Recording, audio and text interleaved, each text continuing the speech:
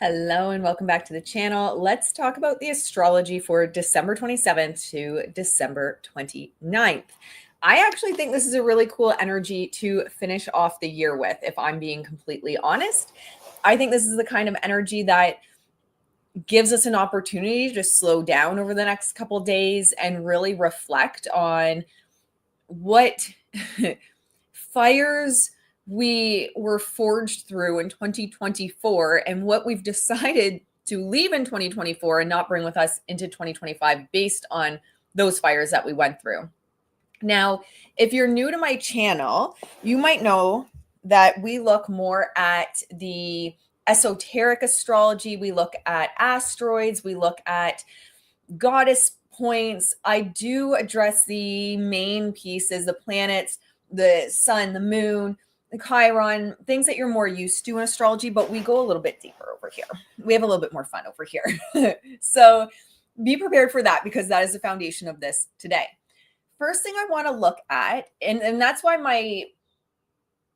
we look at the transits, it's so busy. It's so busy because we have so much that I actually look at. And then when I do something like this, I pull out the points that are standing out for me as major players in the energy.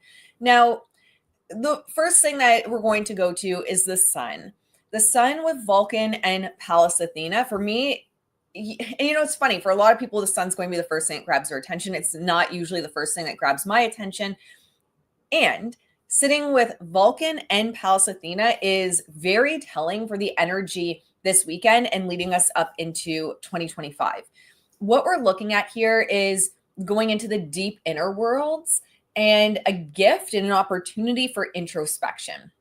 This is spirituality, hidden strength, hidden worlds, imagination, if you want to call it like the inner child and connecting with the inner child, soulfulness, transcendence spiritually, transcendence above the things that held us back in 2024, transcendence above the ego, if we're looking at from the Vulcan combination with the sun.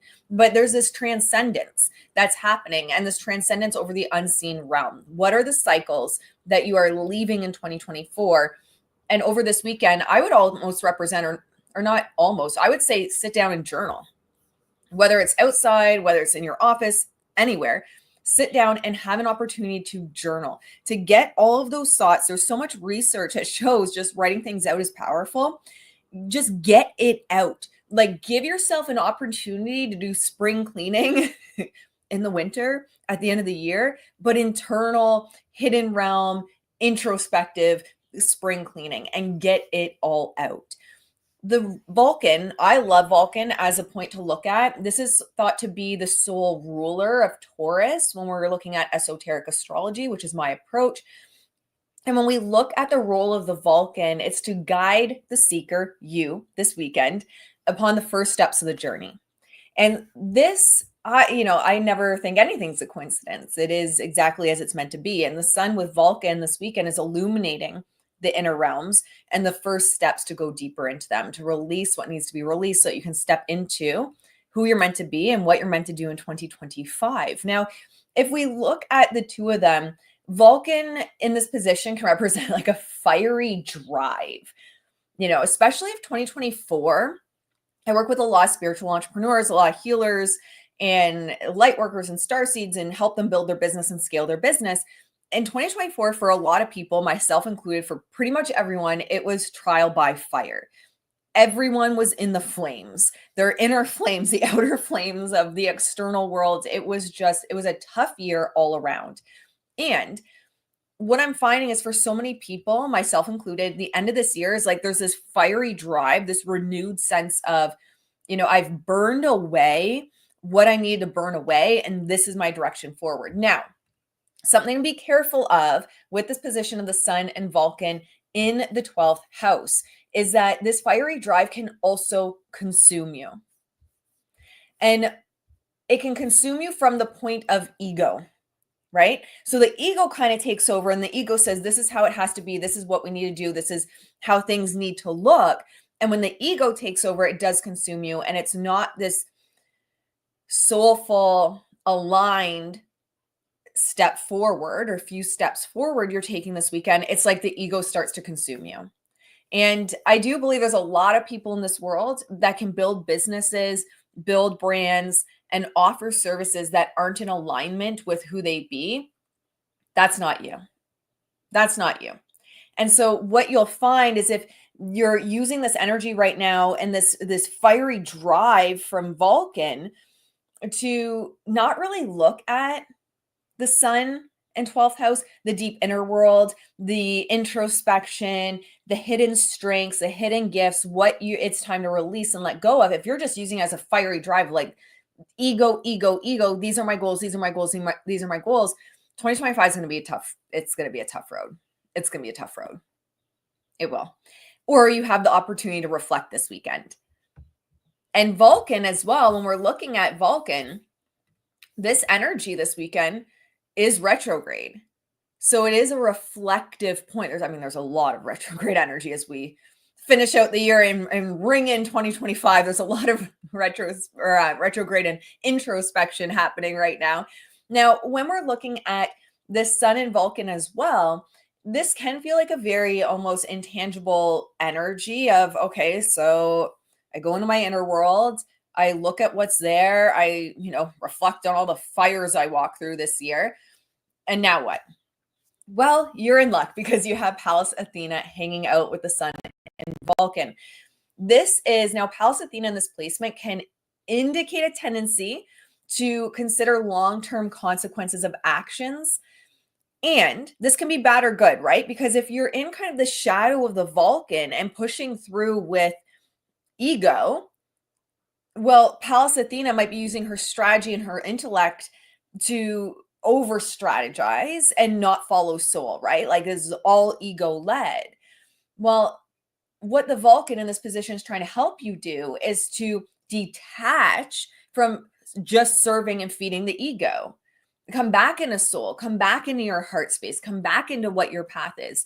So you have an opportunity. If you're in the shadow aspect of Vulcan, it's going to be the shadow aspect of Pallas Athena.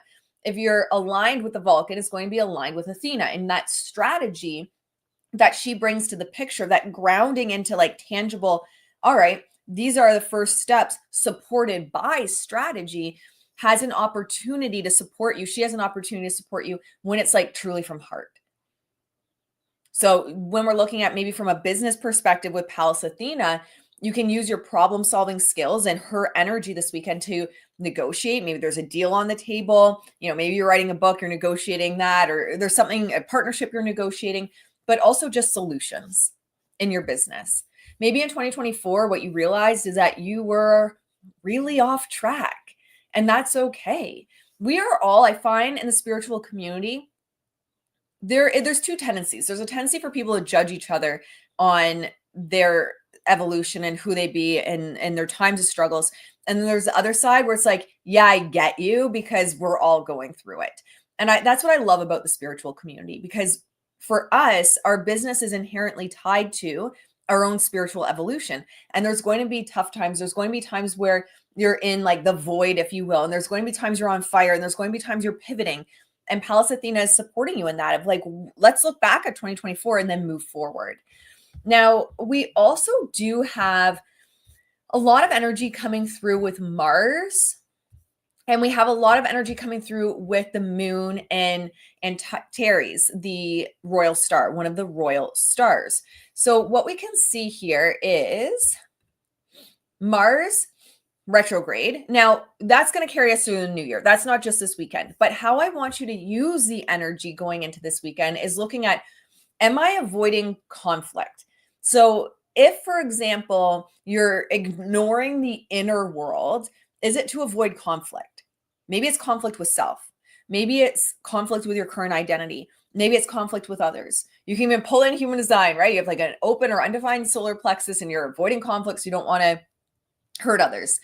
How are you managing your own psychology this weekend? And as you start 2025, are you self-sabotaging? Especially, us ADHDers, we are great at that. I am ADHD. We are great at that. If you want more ADHD content, I do have the ADHD and Human Design YouTube channel as well. Are you sticking to your plan? Or battling that inner world or the outer world on what is correct for you. So this is going to be really important when we're looking at the Mars energy, not just this weekend, but pulling in the new year and pulling us into the new year. It's either assessing the situations and leveraging the energy of Athena to determine the best course of action, or it's kind of like, one way I like to describe Mars retrograde when it's in the shadow is kind of, it's like whiny. It's a little bit of a whiny energy. And, it's, in psychology, we would call it fixed mindset or a victim mindset. It's whining because 2024 was hard and, woe is me energy. But it's also that warrior energy of, pull my big girl panties up and make this happen when it's aligned. When we're looking at Mars as well, this energy could bring up some problems or conflict. However, and this is a theme that comes through this whole weekend, the problems or conflict are going to be regarding your ego. Yeah. And it's interesting because I have a tarot card reading that I'm going to do next. And this is something that's come up with the cards over and over again with the whole Justin Baldoni and Blake Lively situation is like a battle of egos, not speaking to what happened on set, but the PR battle between them. And so what we're seeing right now is Mars retrograde is like, where is your ego causing your problems? Where is trying to make yourself the center of attention causing your problems? And maybe we need to discover more balanced ways of existing in the spotlight. So we can see that in Hollywood right now. And again, I'm not speaking to the on-set stuff, just the PR battles. And so when you're looking at the Mars retrograde, especially it's going to back up into Cancer in the new year, that's going to be the more sensitive side. Again, this weekend, you're being supported with going into the inner world, going into the, unseen realms, if you want to call it the invisible realms, the quantum, whatever you want to call it, your emotional world, heart space, whatever you want to call it, going into those realms and accessing the pieces that have been hidden from the conscious mind, or they're there and you've just been pushing them down and ignoring them. The last thing I want to talk to you guys about, actually, I want to mention Jupiter retrograde really quick because I feel as though I'm going to work really hard at keeping these short. So bear with me as I get my bearings on keeping these short because I'm not great at not talking a lot. So Jupiter retrograde. All right. Well, this is one thing I want you to keep in mind. Be open to change. There may be necessary changes coming. And one thing I always say with my clients when I'm working with my clients is we can either willingly change when we see something that needs to change or when we recognize something that needs to change, or, the dark goddess comes in and like pulls the rug out from underneath of us and then we fall on our butt, we fall on our face. Those are the two options. Jupiter, what I am seeing for 2025 is a lot of energy of letting go. We're seeing that a lot of retrograde energy as we go into the new year as well. It's not just the main planetary bodies, but we're also seeing it in the royal stars. We're seeing it in some of the more esoteric points, such as the Vulcan, Lilith. It's a lot of retrograde energy. So there's a lot of being asked to let go. Are you willing to let go of things? If you're not, and you're not open to change, there may be situations where it's necessary change and you're forced into it, whether you like it or not. What Jupiter retrograde is setting you up for is thought out risk. Now, this doesn't mean necessarily impulsive or not thought out. And Athena's preparing you and helping you with that strategy piece and bringing out thoughtfully. But there is going to be a big energy in 2025, especially that you're being set up for now, of it's going to be a combination of intuition and thought out risk. And that can be hard, especially for a lot of spiritual individuals that are like, no, it's just all soul, it's just all following my heart. Yes. And for example, in the business space, something I've talked about a lot with my clients is the business landscape's changing. If you want to actually stand out, you have to do things differently. And so what I find is Jupiter retrograde, especially representing abundance and prosperity, is saying thought out risks. When you're making decisions, it's thought out with intuition. The strategy you're taking is in support of your intuition. It's not just, I'm going to willy-nilly it. It's this thought out process is in support of my intuition. And that's what I find is really going to be needed in the business space. If you're building brands in 2025, it's going to, what I keep saying to my business clients, what worked in like 2022, 2021, where you could just show up and like everyone was on lockdown, everyone was home. So everyone had nothing better to do but to like scroll social media. That doesn't work anymore. It's going to get harder for that to work in 2025. So again, thought out risk with intuition. Your strategy is in support of soul. All right. Next up is Lilith. We have Lilith and she is retrograde until the 30th. So she's pulling us retrograde through the weekend. It's interesting because we have so many placements that are saying, go into the inner world and find the stability and the strategy and follow intuition and let go of what needs to be let go. And Lilith with this retrograde energy is a little bit unstable. She's a little unstable and she might, pull some people off track and cause maybe impulsive decisions rather than thought out decisions. That's definitely a possibility with her in this placement. And it might be due to her restlessness. So if you're finding over this weekend into the 30th, you're really restless, find a way to work that out. Like go for a run, go for a walk, ground, whatever works for you. Go to a yoga class, do CrossFit, whatever works for you. Do something to work out that restlessness rather than taking it out on a decision that really needs to be, again, with Jupiter, thought out based on intuition. So this is intuition. This is what the sun, Vulcan, and Pallas Athena helped me see this weekend. And these are the steps I'm going to take. Don't let her like drag you by your ankles into the depths of the ocean and into an impulsive decision that you're ultimately going to regret.